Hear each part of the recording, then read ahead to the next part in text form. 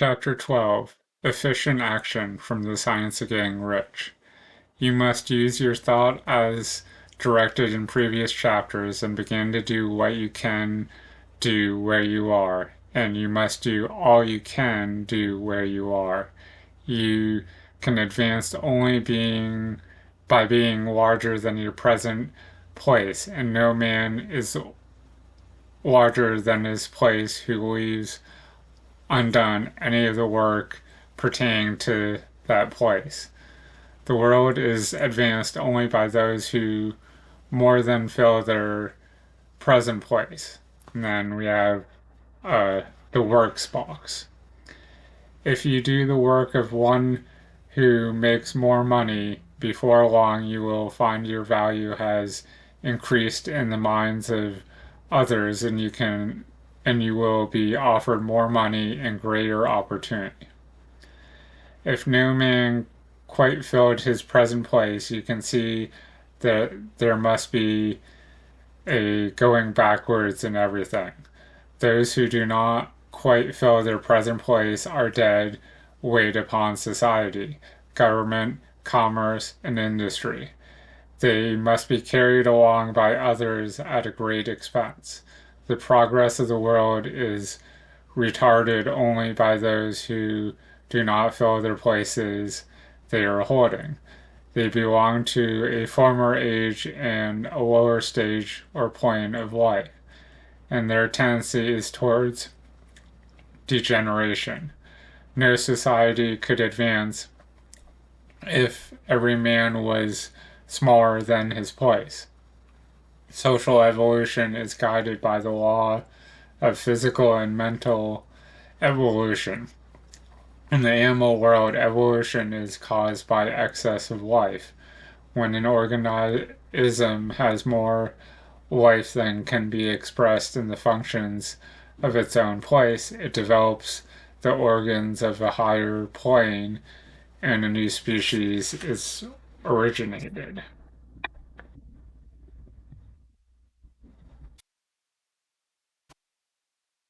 There never would have been new species had there not been organisms which more than fill their places. The law is exactly the same for you. Your getting rich depends upon your applying the principles to your own affairs.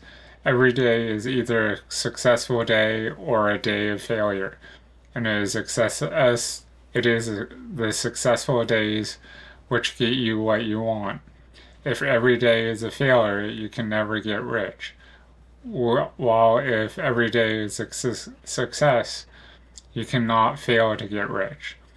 If there is something that may be done today and you do not do it, you have failed insofar as the thing is concerned, and the consequences may be more disastrous than you imagine.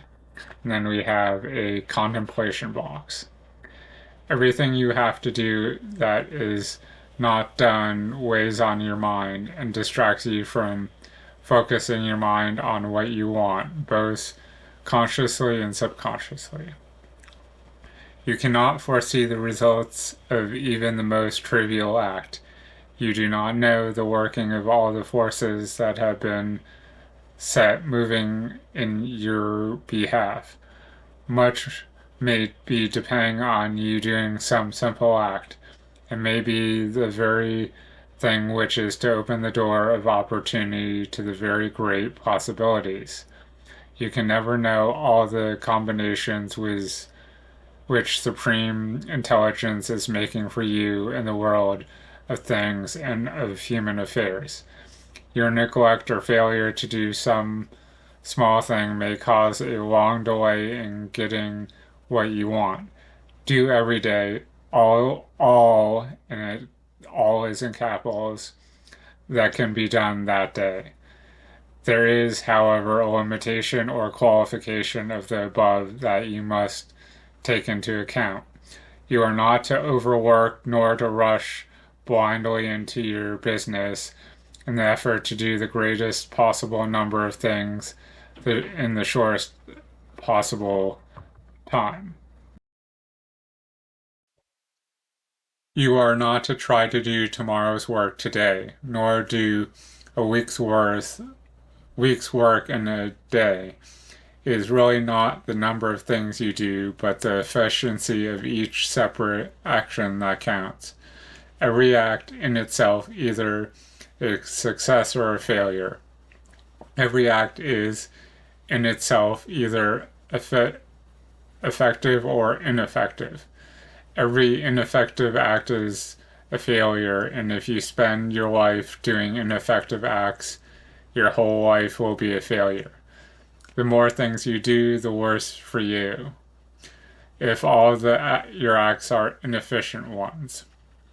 On the other hand, every efficient act is a success in itself, and if every act of your life is an efficient one, you must be successful. And must was in all caps.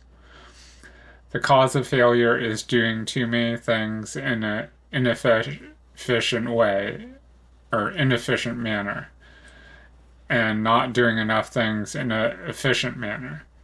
You will see that if it is self-evident proposition that if you do not do any inefficient acts and if you do a sufficient number of efficient acts, you will become rich.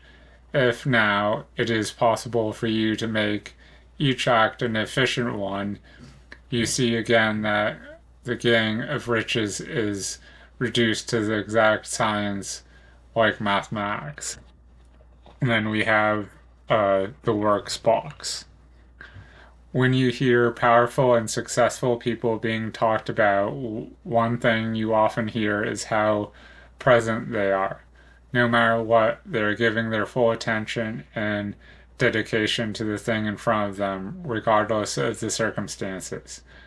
When you always do your best, you raise the bar of what you believe you are capable of, and inevitably you find you do more than you thought you could.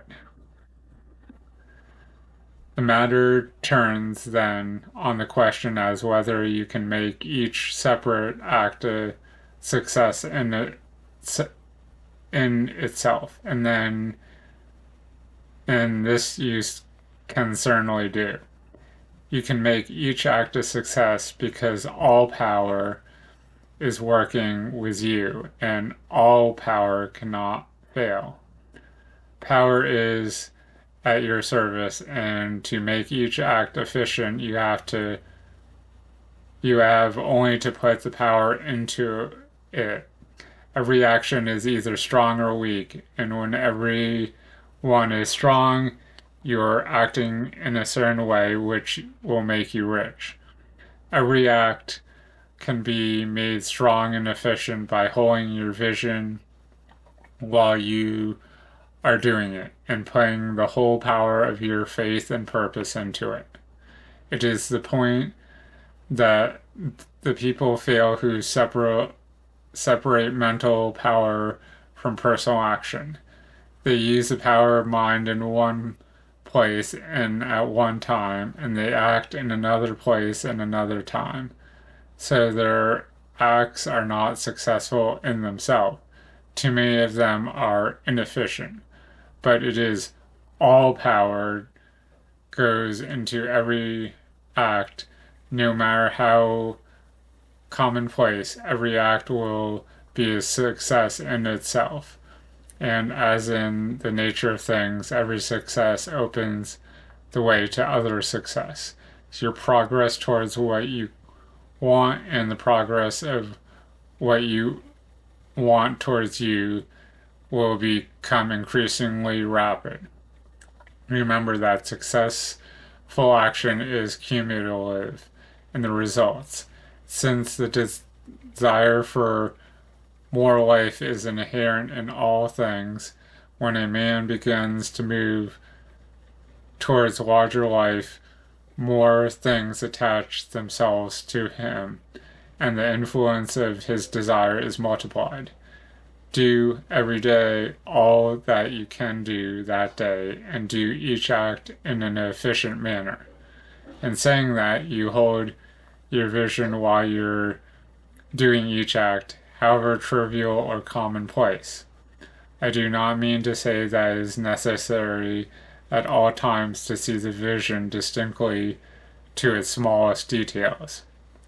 It should be the work of your leisure hours to use your imagination on the details of your vision and to contemplate them until they are firmly fixed upon your memory.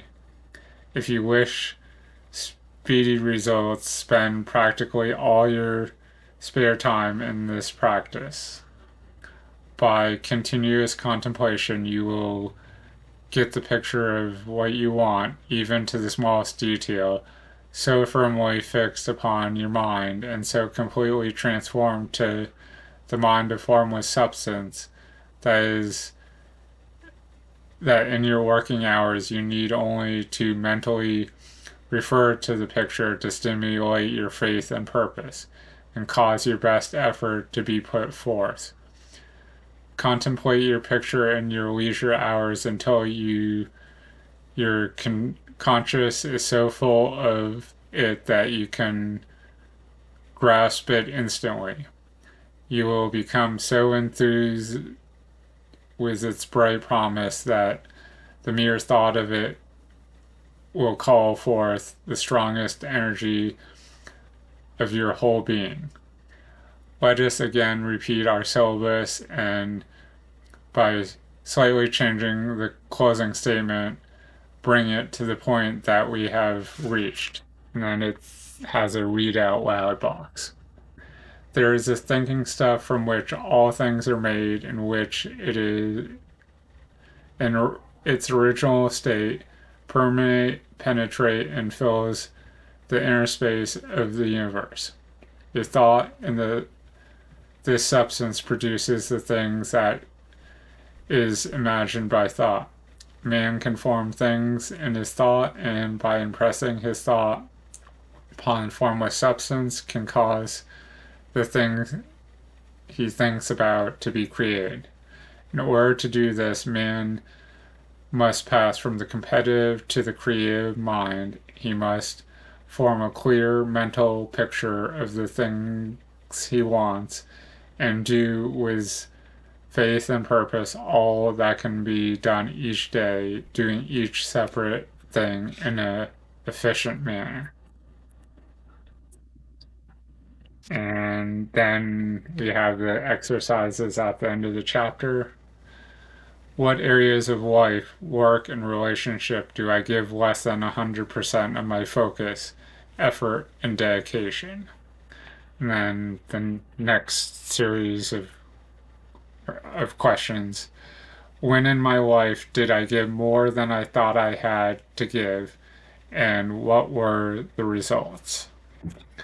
So, obviously, giving your 100% of your effort, whether it's something small like brushing your teeth and flossing, or something big like, your job, or, splitting and stacking wood. I don't know. Depending on how big or small, you're still giving 100%, focus, and making each thing you do every day count. So hopefully you found some value in this, and keep checking back for some more the science of getting rich. The more you study this, the more you will attract money and wealth to you. And the more you will push that scarcity mindset away from you. So thanks, and have a good day.